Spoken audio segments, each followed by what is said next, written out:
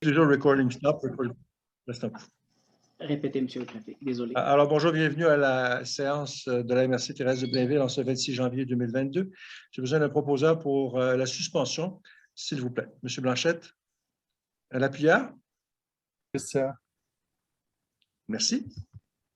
À tout à l'heure.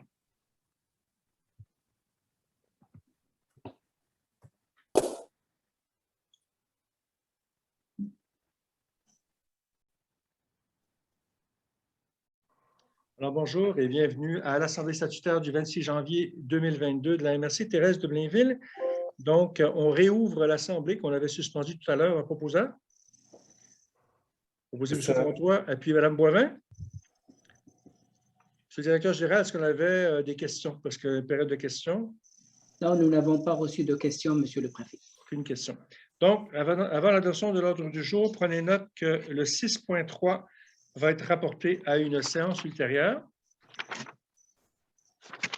Voilà. Et donc j'ai besoin d'un proposeur et un appuyeur pour l'adoption de l'ordre du jour. Donc, proposé par Christine Brodette, appuyé par M. Blanchette. L'approbation est suivie du procès-verbal de la séance ordinaire qui s'est tenue le 8 décembre 2021. Un proposeur. Mme Brodette et puis Mme Boivin. 5.1. Donc, c'est la résolution pour la demande d'émission de certificat de conformité. Donc, pour la ville de Blainville, sur le 1418-163, ainsi que le 1418-165. Pour la ville de Sainte-Anne-des-Plaines, le 855-4, le 860-105, ainsi que le 860-106. Donc, les certificats de conformité ont été délivrés pour les demandes de modification réglementaire telles que demandées par les villes de Blainville et Sainte-Anne-des-Plaines. Donc, un proposeur, M. Comtois, un appuyeur, M. Charron. Au 6.1, on dépose le rapport final du projet d'intelligence d'affaires et de croissance stratégique pour les entreprises de production de biens des Basses-Laurentides. Alors, pour faire suite à la résolution entreprise par les membres du Conseil lors de la séance du mois de juillet, le rapport sera donc déposé et ajouté aux archives de la MRC. Donc, ça, c'est un dépôt. En 6.2, la résolution pour la ratification des décisions comité d'urgence au PME et au SBL pour la rencontre du 20 décembre qui s'est tenue le 20 décembre 2021. Donc, les explications ont été fournies par le coordinateur du développement économique et pour faire suite aux décisions des membres du comité d'aide d'urgence au PME COVID-19 du 20 décembre 2021. Le Conseil a ratifié la décision en autorisant 27 rehaussements de PAU-PME avec volet AERAM et un moratoire du capital de 3 mois à une entreprise bénéficiaire du PAPPME. Du PME, désolé. Du PAP, du oui. PAPPME, c'est ça. On s'est compris. Donc, proposant. Donc, j'ai proposé à M. Blanchette et puis Mme Poulin. Donc, le 6.3, on a dit que c'était remis à une séance ultérieure. 6.4, résolution pour la coordination de la mesure du soutien au travail autonome, le STA, c'est de confier la gestion au Fonds communautaire d'accès au microcrédit, le FCAMC. Alors, pour les raisons suivantes. Les exigences du Service Québec en lien avec la coordination de la mesure sont de plus en plus importantes. Des offres de services très détaillées, nombre plus élevé de formations à offrir aux clients, etc. Paradoxalement, au fil des années, les sommes allouées pour ce faire ont diminué, laissant peu de marge de manœuvre à la MRC. Ainsi, nous proposons de confier la coordination de la mesure soutien au travail autonome au Fonds communautaire d'accès au microcrédit pour la prochaine année financière s'étalant du 1er avril 2022 au 31 mars 2025. On rappelle que la mission du Fonds communautaire d'accès au microcrédit correspond parfaitement à celle d'un organisme susceptible de gérer une telle mesure, à savoir, premièrement, encadrer, accompagner et appuyer les individus dans le démarrage de leur projet d'entreprise, secondo, d'amener les individus à développer leur potentiel et leurs habiletés gestionnaires, et troisièmement, d'aider les individus à retrouver leur autonomie financière et leur confiance en soi. Également, le FCAMC accepte le défi. En 2017, le FCAMC a accepté de gérer la mesure STA en guise d'un rappel. Vous permettez, monsieur oui, monsieur le directeur. Une précision telle qu'il a été expliqué tout à l'heure par le coordonnateur, monsieur Steve Mitchell, c'est-à-dire il faut changer s'étalant du 1er avril, il faudrait plutôt écrire s'étalant du 1er juillet, tel qu'il a été demandé par le coordonnateur. Donc, du 1er juillet 2022 au 31 mars 2025. Oui. Merci pour la spécification. Un proposeur, s'il vous plaît. Excusez, c'était au 30 juin. C'était du 1er juillet et Au c'était du 30 1er juin. au 30 juin. Merci, Madame Baudette. Donc, la chance que vous êtes là. Merci, Mme Baudette. Proposeur, Mme Boivin, appuyé par Mme Baudette. Au point 7, une résolution pour autoriser l'impression de 200 copies de la politique de développement culturel deuxième génération. Proposeur? Question. M. Comtois, appuyé par M. Charon. Ensuite, on dépose en 8 points la liste de correspondance au 26 janvier 2022. En 8.2, une résolution pour adopter les comptes payés à payer du 9 décembre 2021 au 26 janvier 2022. M. Blanchette, proposé. Appuyé par Mme Poulin. Excellent. Appuyé par? Mme Poulin.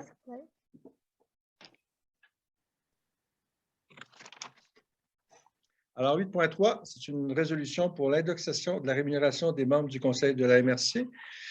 Donc, suite aux discussions et étant donné que l'IPC au 31 décembre 2021 Québec, il a été statué que l'augmentation de la rémunération des membres du Conseil de la MRC pour l'année en cours serait établie à 3 %. En fait, ce qu'on a fait, c'est qu'on a pris l'indice à l'inflation 2021 qui était à 0,1 et on a pris l'indice à la consommation actuelle qui était de 5 et on a fait une moyenne qui nous amène à 3. Donc, tel que notre règlement le stipule, on va demander donc à chacun de nos élus de proposer, en fait, de dire s'ils sont pour ou contre l'indexation à 3 %. Donc, on commence avec Mme Boivin. Je suis pour. Pour? Oui. Pour. M. Charon. Je suis pour. Mme Baudette. Je suis pour. M. Comtois. Je suis pour. Mme Poulin. Pour. M. Blanchette. Je suis pour. Et je suis également pour. Donc, la résolution, par ce fait même, est adoptée. En 8.4, c'est une résolution pour le régime de retraite des employés de la MRC. C'est un amendement finalement à la politique de conditions d'emploi des employés de la MRC. Et donc, pour faire suivre au rapport expliqué et déposé par la firme Baudré-Normandin, on décide ce qui suit. Dans un premier volet, assurer la conformité du régime actuel de retraite de la MRC par rapport à la loi sur le RVER. Donc, de mettre en place une attestation d'espace réel afin de dégager la MRC de toute responsabilité, c'est-à-dire la possibilité de mettre en place d'un véhicule collectif REER auprès, par exemple, de l'institution financière avec laquelle la MRC fait affaire. C'est un processus qui est en cours pour assurer la conformité, l'adhésion de l'employé est volontaire et sans cotisation de l'employeur. Pour ce faire, il faut amender la politique des conditions de travail des employés de la MRC pour permettre les prélèvements sur paie pour les employés volontaires. Dans un deuxième volet, on parle de la bonification du régime de retraite actuel de la MRC par l'ajout d'une allocation de retraite. Donc, d'opter pour l'allocation de retraite, qui est un processus simple, rapide, capitalisation et moins lourd sur la capacité financière actuelle et future de la MRC. Pour ce faire, ouverture d'un compte avec l'institution financière de la MRC qui peut s'intituler allocation de retraite, secondo, un capital initial de 40 000 $ pour l'année 2022 et une indexation annuelle de 3 %, bonhomme à l'an. Proposeur? Mme Baudette, puis Mme Boivin. 8.5, c'est l'octroi de mandat à la firme Effet Boomerang pour l'accompagnement pour la refonte du site Web. Tel qu'expliqué et exprimé, cet accompagnement ad hoc de la firme Effet Boomerang nous permettra d'avoir notre site Web au courant du printemps 2022, la surcharge des agendas des employés ne leur permettant pas d'accomplir cette tâche qui était prévue initialement. Proposeur? Mme Poulin, et puis M. Charon. 8.6, renouvellement du mandat avec les Cobamil pour le programme d'échantillonnage de la qualité des eaux en surface dans la rivière des Mille-Îles et ses tributaires. Comme c'est la coutume depuis 2011, le Cobamil est mandaté pour gérer le programme d'échantillonnage de la qualité des eaux en surface dans la rivière des Mille-Îles et ses tributaires. Le coût du mandat pour l'année en cours est de 20 375 $. Proposé par M. Comtois, appuyé Mme Baudette. En 8.7, c'est la nomination de 2 membres du Conseil de la MRC auprès du CA de Cobamil. Donc, selon les statuts du Cobamil, 2 élus devraient représenter la MRC au sein du CA de Cobamil. On précise que les représentants sont les membres du Conseil de la MRC. Et donc, les noms que j'avais dans un autre document, que je vais trouver dans un instant.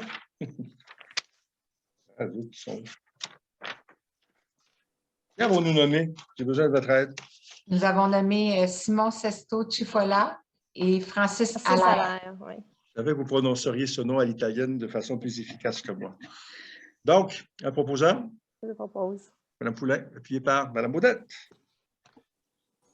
Ah, vous avez écrit juste là. Bon. En 9.1, une résolution coalition Santé-Laurentide pour la désignation d'un ou une représentante de la MRC. Monsieur le préfet, le 8.8. Ah, excusez-moi, oui, vous avez raison.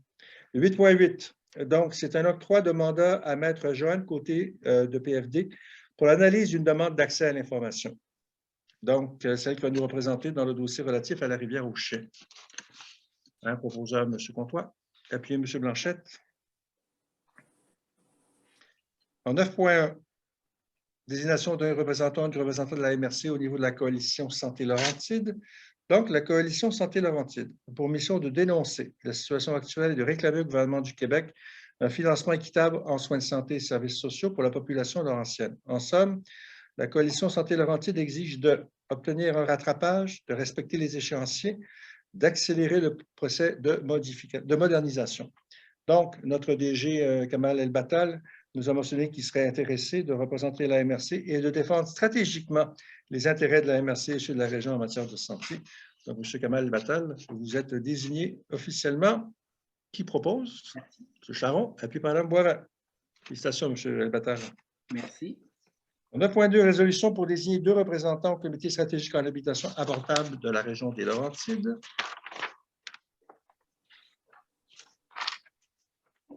C'est la demande du CPERL que les MRC doivent désigner 2 représentants pour qu'ils siègent au niveau du comité stratégique en habitation abordable de la région des Laurentides. Le directeur général a lancé l'appel dans le territoire de la MRC auprès des acteurs qui travaillent sur l'enjeu lié au logement social abordable et économique. Donc, 2 acteurs du territoire sont recommandés, à savoir Mme Danielle Bilodeau, directrice générale du CETB et présidente d'Habitation Rive-Gauche, et M. Antonio Ciaglino, directeur général de l'Office d'habitation, Thérèse de Blainville. Ils seront donc les 2 représentants de la MRC et il est recommandé de désigner ces 2 ressources à titre de représentants de la MRC auprès du comité stratégique en habitation abordable de la région des Laurentides. Proposé par Mme Boudette et puis Mme Boivin.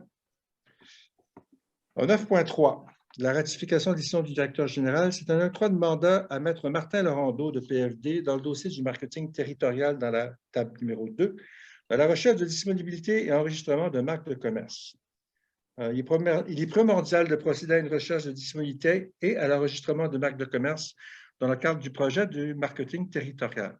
Ce projet piloté par la MRC pour et au nom de ses homologues de la région des Laurentides est financé par l'ancien FAR, qui est le Fonds d'appui au rayonnement des régions.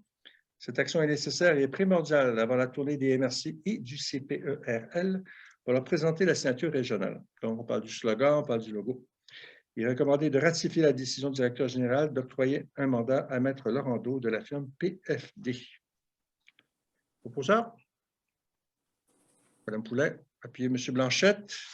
En 9.4, une octroi de mandat à la cabine de Marc pour le projet de marketing territorial, la tournée des MRC et du Conseil des préfets et des élus de la région des Laurentides. C'est la 2e étape, la finale, finalement.